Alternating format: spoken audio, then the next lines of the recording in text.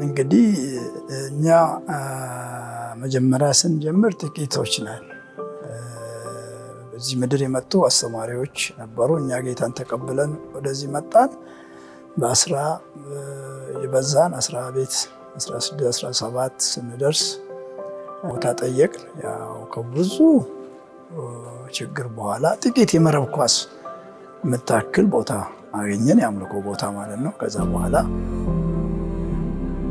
ያገኘነው መሬት ህገወጥ ነው ብሎ ሌላው መጥቶ ችግር ያደርስ ነበረ። የታሰሩ የተደበደቡ ሰዎች፣ ከሀገር የተባረሩ ሰዎች ነበሩ። ቦታውን ሊወስዱብን ስለሚያስቡ ጸልየናል። ምንድን ነው ለመስራት አቅም የለንም።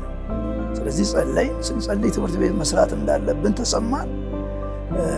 ዝም ብለን ካርታ ነው አሰራው እና እንደጀመር በ2014 ነው ጥር አካባቢ ትምህርት ቤቱን ጀምረን ነው ለ2015 ትምህርት ቤቱን አደረስ እና 2015 እንግዲህ በመጀመሪያው ዓመት ጥቂት ሙስሊም ልጆች ወደዚህ መጥተዋል።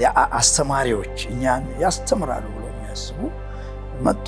ተማሪዎቻቸው ጥሩ ውጤት ሲያመጡ እንደገና ደግሞ አንዳንድ ሙስሊሞች እዚህ ያስተማሩት ልጆቻቸው በጣም ጎበዝ ሲሆኑ ለዛኛው ሲነግሩ ከህብረተሰቡ ጋር ጥሩ ግንኙነት ፈጥሮ፣ ይሄ ብቻ አይደለም፣ አስተማሪያችን ከኦርቶዶክስም ከሙስሊምም ትምህርት ቤቱን ካልሰራን ደግሞ ተሰሚነታችን ከህብረተሰቡ ጋር የሚያገናኘን ድልድይ አይኖርም ነበር።